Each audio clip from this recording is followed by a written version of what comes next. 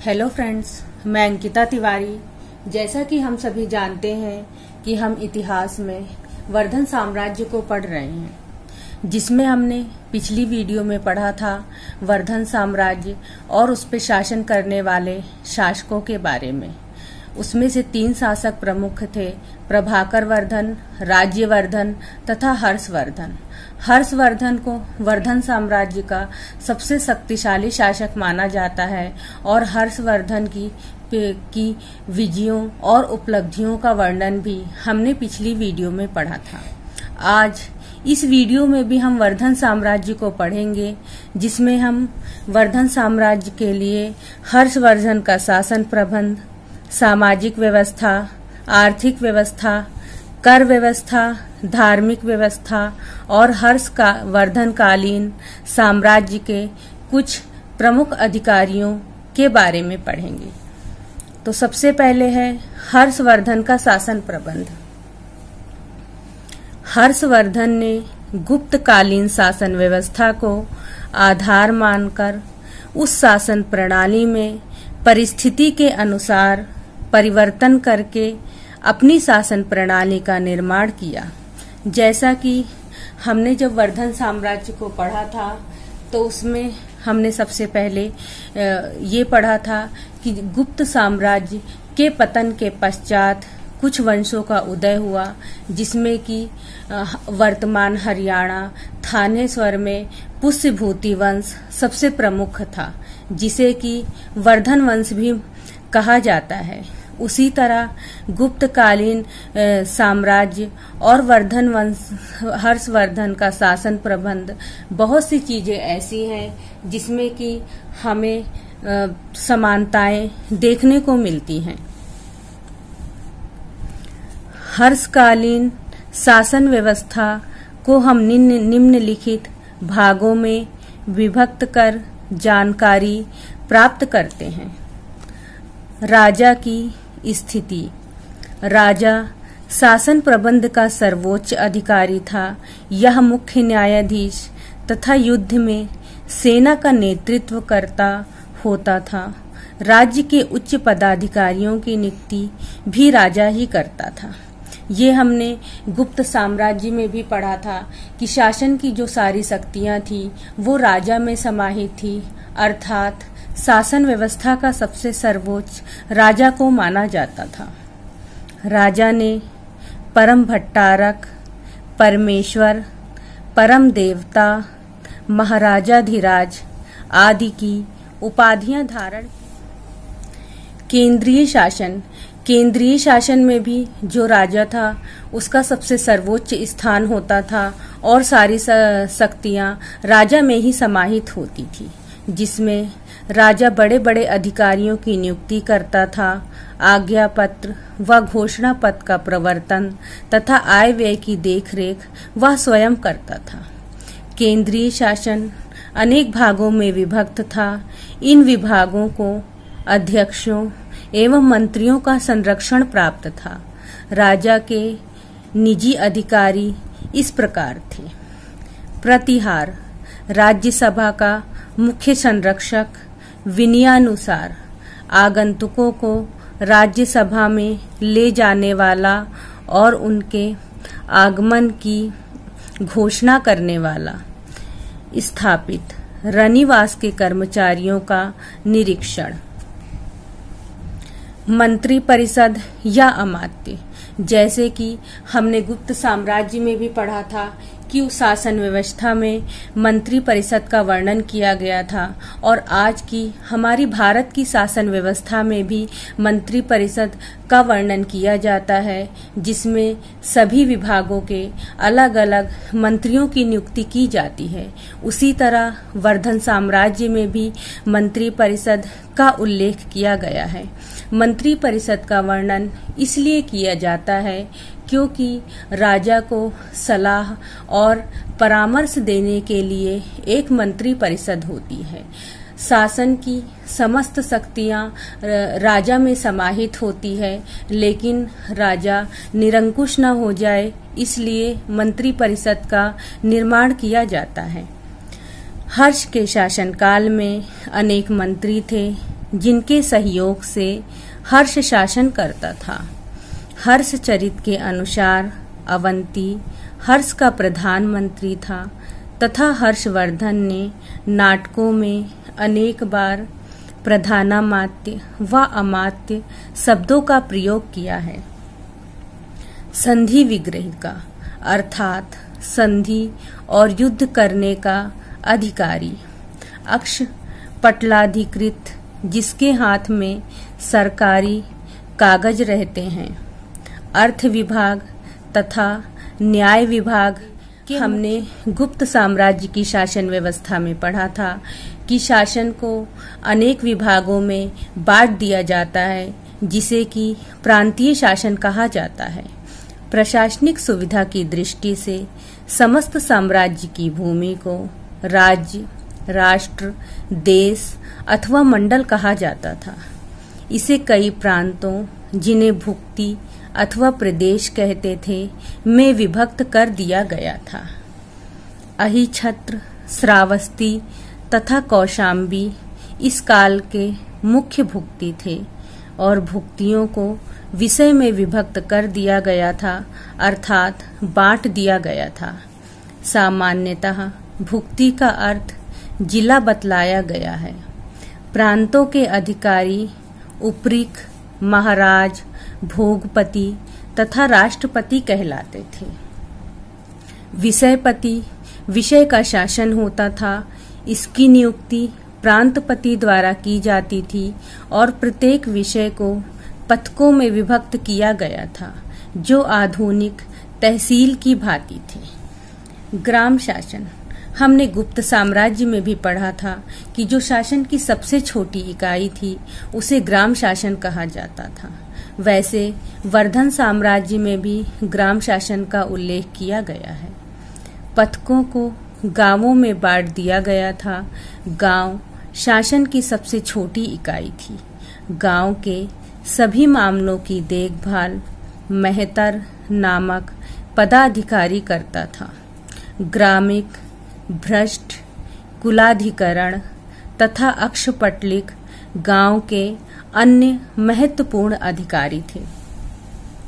न्याय व्यवस्था हम सभी जानते हैं कि इतिहास से लेकर अब तक हर काल में, हर समाज में शांति और सुव्यवस्था स्थापित करने के लिए एक न्याय व्यवस्था हमेशा होती है। उसी तरह वर्धन साम्राज्य में भी शांति और व्यवस्था को बनाए रखने के लिए न्याय व्यवस्था का उल्लेख किया गया था। हर्ष के समय में दंड अत्यंत कठोर था, फिर भी अनेक अपराध यत्र तत्र हुआ करते थे। यहाँ माना जाता है कि हर्ष के समय में जो व्यक्ति अपराध करता था उसको आजीवन कारावास की सजा दी जाती थी, अर्थात वह पूरे जीवन बंदी गृह में रहता था तथा उसे समाज से दूर रखा जाता। शासन कार्य सत्यता पूर्वक संपन्न किया जाता है तथा लोग प्रेम भाव से रहते हैं, अतः अपराधियों की संख्या अल्प थी। हेनसांग के अनुसार अपराध की सत्यता को ज्ञात करने के लिए 4 प्रकार की कठिन दिव्य परीक्षाएं काम में लाई जाती थी, जिसमें सबसे पहले है जल द्वारा, अग्नि द्वारा, तुला द्वारा तथा विष द्वारा। राजस्व विभाग इतिहास से लेकर आज तक राजस्व विभाग का वर्णन किया जाता है। इसे हर एक समय में अलग अलग नामों से पुकारा जाता है। जैसे आज हम इसको इनकम टैक्स भी कहते हैं, जिसमें कि राज्य में रहने वाले हर एक नागरिकों को अपनी आय का कुछ हिस्सा सरकार को देना पड़ता है और सरकार उस पैसे का उपयोग देश के विकास तथा नागरिकों के जन कल्याण में लगाती है। उसी तरह हर्षवर्धन के काल में भी राजस्व विभाग का वर्णन किया गया था, जिसमें है राज्य की आय का मुख्य साधन कर थे और विभिन्न प्रकार के करों में सबसे पहले है उद्दंग, यह एक प्रकार का भूमि कर था।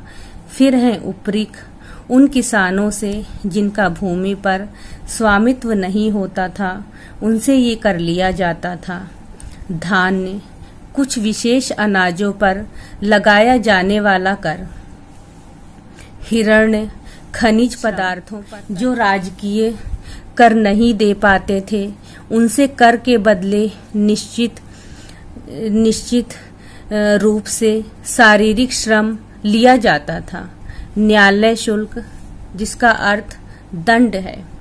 सैन्य व्यवस्था, माना जाता है कि हर्षवर्धन के शासनकाल में जो सैन्य व्यवस्था थी वह अत्यंत सुदृढ़ और शक्तिशाली सैन्य व्यवस्था थी। हर्ष का सैन्य प्रबंध अत्यंत सुदृढ़ था।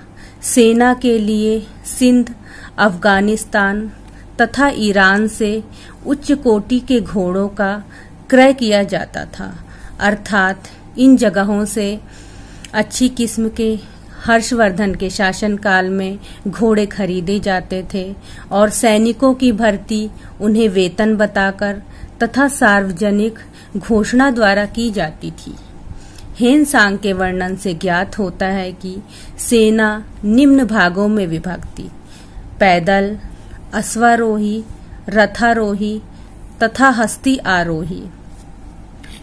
पुलिस, गुप्तचर विभाग, गुप्तचरों का कार्य छिपकर अपराधों का पता लगाना होता था, अर्थात राजा के अंतर्गत कुछ गुप्तचर होते थे जो कि राजा को जनता के बारे में प्रत्येक बात की सूचना देते रहते थे और वह ये सभी सूचनाएं छिपकर पता लगाते थे।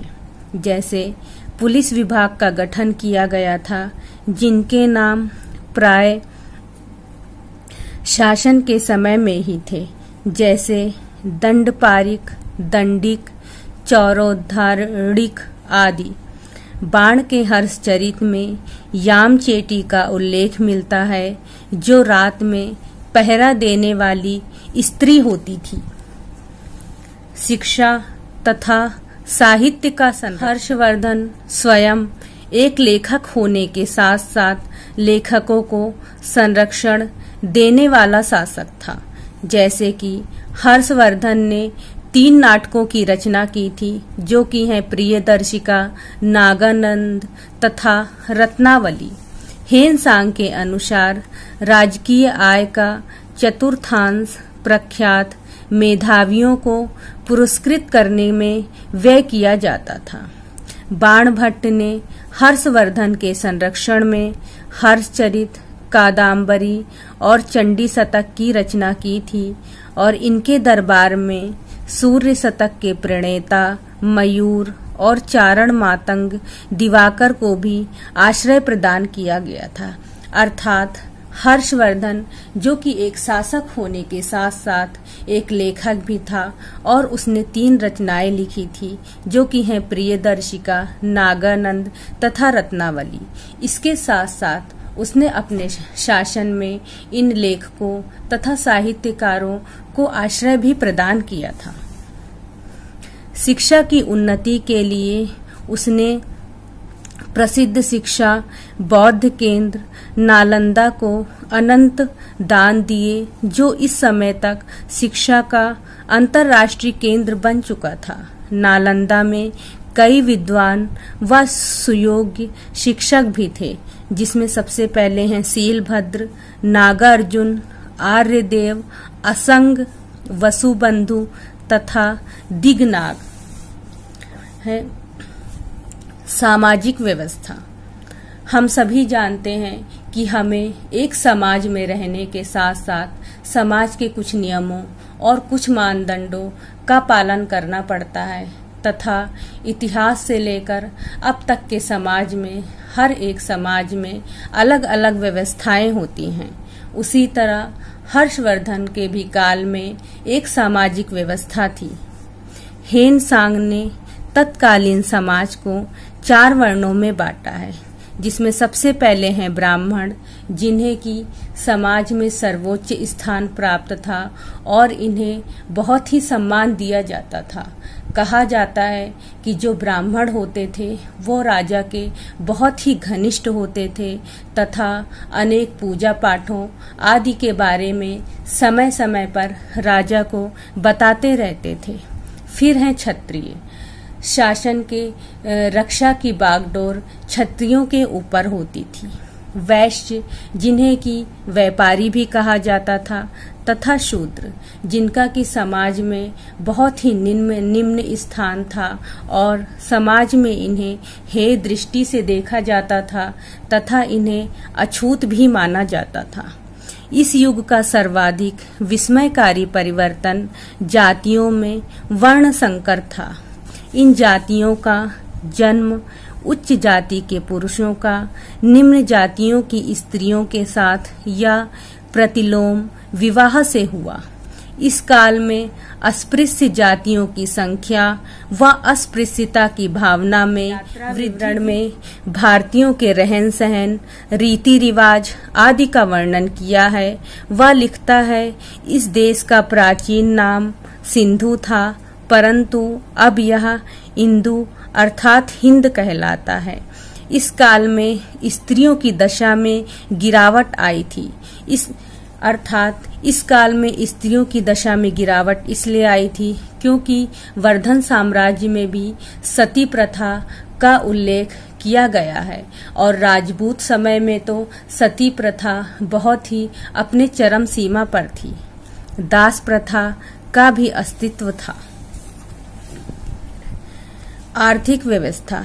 किसी भी समाज के बारे में, किसी भी राज्य के बारे में, किसी भी देश के बारे में जानने में हमें आर्थिक व्यवस्था का भी एक बहुत ही महत्वपूर्ण स्थान होता है। उसी तरह वर्धन साम्राज्य में भी अपनी एक आर्थिक व्यवस्था थी। जैसे गुप्त काल के बाद भारतीय सामाजिक आर्थिक व्यवस्था में एक महत्वपूर्ण परिवर्तन दृष्टिगोचर होता है। यह परिवर्तन सामंतवाद का उदय है। सामंत व्यवस्था का उदय अधिकारियों, मंदिरों, ब्राह्मणों आदि को उनकी सेवाओं के बदले भू क्षेत्र प्रदान करने से हुआ था। अर्थात जो सामंतवाद का उदय हुआ था वो बेसिकली भू क्षेत्र प्रदान करने वालों से हुआ था। आरंभ में व्यवस्था ब्राह्मणों और मंदिरों तक सीमित थी और इस युग में अर्थव्यवस्था का आधार कृषि था। मिताक्षरा के अनुसार भूमि दान का अधिकार सिर्फ राजा को था, न कि सेवा के बदले संपत्ति प्राप्त करने वालों को। राजा द्वारा प्रदत्त भूमि अनुदानों को आज्ञा पत्र कहा जाता था। अग्नि पुराण के अनुसार कृषि उत्पादन में वृद्धि के लिए सिंचाई के साधनों की व्यवस्था का उत्तरदायित्व राजा का था। वह भूमि जो जोतने वालों के स्वामित्व में रहती थी कौटुंब क्षेत्र कहलाती। भूमि को सत्ता एवं दूसरे लोगों द्वारा जुटे क्षेत्र को प्रकृष्ट एवं कृष्ट कहते थे।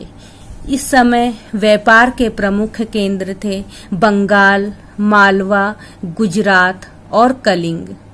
ताम्रलिप्त, संप्रग्राम, देपल और भड़ौच इस काल के प्रमुख बंदरगाह थे। वस्त्र उद्योग उत्कृष्ट था तथा पौधों के रेशों से बना कपड़ा दुकुल कहलाता था। बाणभट्ट ने हर्षचरित में रेशम से बने अनेक प्रकार के वस्त्रों का उल्लेख किया है। नाल, तुंज, अंशुक और चीनांशुक। इस काल में सिक्कों का प्रयोग कम हो गया था। इसका कारण विदेशी व्यापार का ह्रास होना था, अर्थात विदेशी व्यापार का पूरी तरह समाप्त हो जाना था। रोमन साम्राज्य से रेशम का व्यापार बंद हो गया था और साधारण लेन देन और स्थानीय व्यापार कौड़ियों के माध्यम से होता था। फिर है धार्मिक व्यवस्था। कहा जाता है कि जो हर्षवर्धन था वह बहुत ही धार्मिक तथा धार्मिक सहिष्णु राजा था, अर्थात हर्षवर्धन अपने राज्य में सभी धर्मों को सम्मान की दृष्टि से देखता था। हर्षवर्धन काल में धर्म व्यक्तिगत आस्था का प्रतीक था। इस समय ब्राह्मण, बौद्ध, जैन, शाक्त, शैव, सूर्य, कापालिक, कालमुख आदि विभिन्न संप्रदायों का प्रचलन था। बाणभट्ट की रचना हर्षचरित के प्रारंभ से ही शिव भक्ति का वर्णन है।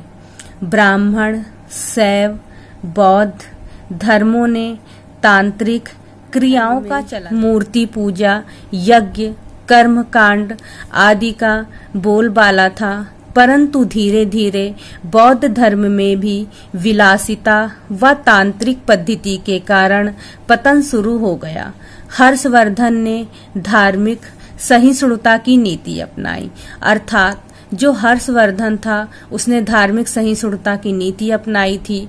उसने अपने राज्य में सभी धर्मों को सम्मान प्रकट किया था तथा वह सभी धर्मों को सम्मान की दृष्टि से देखता था। बाणभट्ट 6ठी शताब्दी के प्रमुख वर्धन वंश का दरबारी कवि था। उसकी रचनाओं में हमें हर्षकालीन धार्मिक स्थिति का ज्ञान होता है। बाणभट्ट के अनुसार हर्षकालीन समाज में धार्मिक सहिष्णुता का वातावरण था और बाण के समय वैदिक, ब्राह्मण, बौद्ध, जैन धर्म का प्रचलन था। हर्षवर्धन एक विद्वान राजा था, इसलिए उसने स्वयं भी हर धर्म के विद्वानों का सम्मान किया था। हर्षचरित में हर्षवर्धन को साक्षात धर्म का अवतार बताया गया है। बौद्ध धर्म के प्रभाव से हर्ष ने अपनी करुणामयी छवि बनाई तथा राजाओं को क्षमा दान दिया। ये भी माना जाता है कि जो हर्षवर्धन थे वो पहले एक हिंदू राजा थे, लेकिन धीरे धीरे जो उनका झुकाव है वो बौद्ध धर्म की तरफ होता गया था और वह बौद्ध धर्म की महायान शाखा को मानने लगे थे।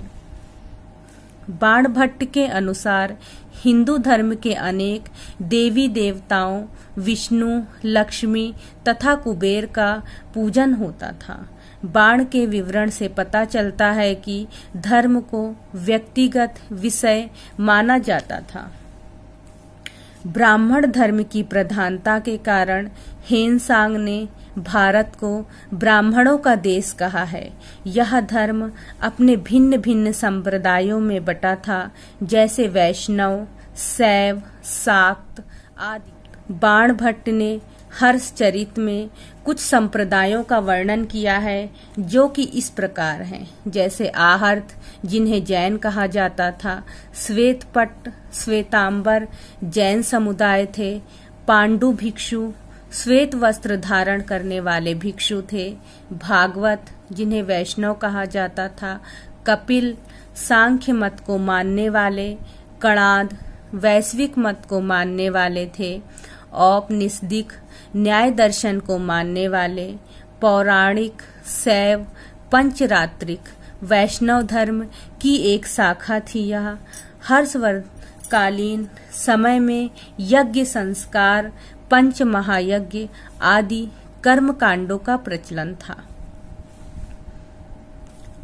हर्षकालीन साहित्यिक ग्रंथों से भी हमें उस समय के धर्म की जानकारी मिलती है, जिसमें सबसे पहले है हर्षचरित, जिसके प्रथम उच्छ्वास के प्रथम श्लोक में बाण शिव की वंदना करते हैं। फिर है कादम्बरी। कादम्बरी में महाश्वेता द्वारा अपने प्रियतम के मिलन की आशा में शिव के व्रत करने का स्थिति का वर्णन भी मिलता है तथा हर्ष ने अपने समय में 2 सभाएं भी धर्म से संबंधित आयोजित की थी, जिसमें सबसे पहले है कन्नौज की धर्म सभा। इसमें महायान शाखा का वर्णन किया गया है। फिर है प्रयाग की महामोक्ष परिषद। अब हम हर्षकालीन साम्राज्य के कुछ प्रमुख पदाधिकारियों के बारे में पढ़ेंगे, जिसमें सबसे पहले हैं महासंधि विग्रहाधिकृत। यह संधि तथा युद्ध करने का अधिकारी होता था और यह सबसे महत्वपूर्ण अधिकारी माना जाता था। महाबलाधिकृत, यह सेना का सर्वोच्च सेनाध्यक्ष होता था। बलाधिकृत, सेनापति को कहते हैं। बृहदाश्ववार, यह अश्व सेना का अध्यक्ष होता था। चाट भट्ट, वैतनिक तथा अवैतनिक सैनिक को कहते थे। कटुक, यह हस्ती सेना का अध्यक्ष होता था। दूत, राजस्थानीय, यह राष्ट्रमंत्री होता था। उपरिक महाराज, प्रांतीय शासक को कहते थे। आयुक्तक, साधारण अधिकारी को कहा जाता था। मीमांसक, न्यायाधीश को मीमांसक कहा जाता। महाप्रतिहार, यह राजप्रसाद का रक्षक होता था। भोगिक अथवा भोगपति, उपज का राजकीय भाग वसूल करने वाला अधिकारी होता था। दीर्घदग, यह तीव्रगामी संवादक होता था। अक्षपटलिक, यह लेखा जोखा रखने वाला लिपिक होता था। अध्यक्ष, विभिन्न विभाग के सर्वोच्च अधिकारी को अध्यक्ष कहते थे। कर्णिक, यह साधारण कोटिक का लिपिक होता था। इसी के साथ मैं आप लोगों को बता दूं कि हमने 2 वीडियो की सहायता से वर्धन साम्राज्य के बारे में विस्तार पूर्वक पढ़ लिया है।